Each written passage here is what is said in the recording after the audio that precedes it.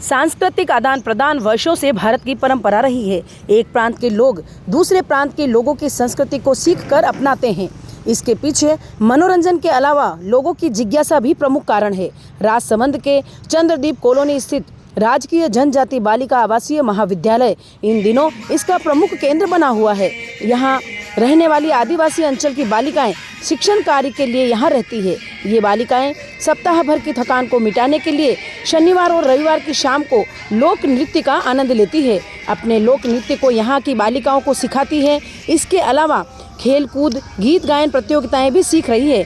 इससे इनका मानसिक और शारीरिक व्यायाम भी हो जाता है। आपसी प्रेम सौहार्द भी बढ़ता है। इस पूरे उपक्रम में यहाँ की वार्डन प्रतिभा त्रिवेदी भी इनके साथ पारिवारिक सदस्य की तरह बर्ताव करती है। म्यूजिक पर नाचते गाते बच्चों को अब यह छात्रावास अपना घर लगने लगा है।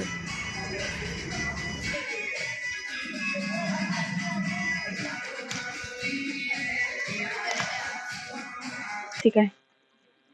अब ये डांस करते हैं तो कोई शरीर में ऊर्जा महसूस होती है? कैसा लगता है डांस करते हुए? अच्छा फील होता है। सारी लड़कियां लगभग साथ डांस करती हैं? हाँ, नहीं पूरा बोलो, सारी साथ में। सारी साथ में करते हैं। और सुबह से क्या दिनचर्या रहती है? सुबह उठने के बाद क्या क्या काम करते हैं? नहाना धोना, कॉलेज जाते हैं, वापस आते हैं, खाना खाते हैं। शनिवार को ये डांस प्रोग्राम होता है। सारी गैदरिंग होती है। तो यहाँ रह के कैसा कैसा महसूस करते हो अपने साथ साथ जैसी लड़कियों को? अच्छा महसूस होता है। कुछ फर्क नजर आता है रूटीन में? आते हैं। आदान प्रदान का ये अनूठा यहीं पे देखने को मिला है। तो आइए यहाँ की छात्राओं से बात करते हैं कि इनको यहाँ पर रहकर कैसा महसूस हो रहा है। कहाँ से हो आप? कोटड़ा से उदयपुर। क्या नाम है आपका? चंपा कुमारी का। कब से रह रहे हो यहाँ पे? 2 साल हो गए मेरे को यहाँ रहते रहते।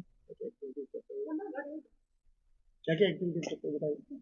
सर है ना, हमें सुबह उठ के है ना फिर नहाना धोना होता है हम सबसे पहले तो, फिर है ना योगा करने आते हैं, फिर योगा करने के बाद में हमें नाश्ता करके बालिका महाविद्यालय छात्रावास है ये।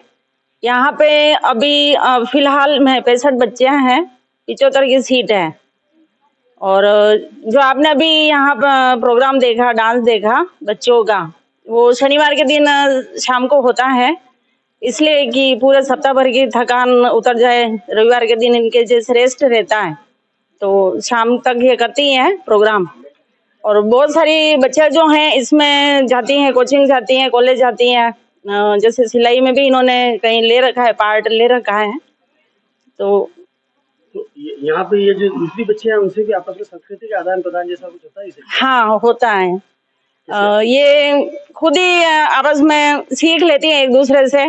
जैसे कि अभी 9 तारीख को हमारे जनजाति गौरव दिवस मनाया गया था, तो जाडोल फलासा सिरोही उधर से जो गरासिया की जो ड्रेस लड़कियां लेके आई थी उनके घरों से, तो बाकी लड़कियों ने भी उस ड्रेस को पहन के एक एक बार ट्राई किया और उनको भी काफी अच्छी लगी। तो इस तरह से संस्कृति का आदान प्रदान होता है, बातचीत करती हैं ये सब ग्रुप में बैठ के एक दूसरे का डिस्कशन करती हैं।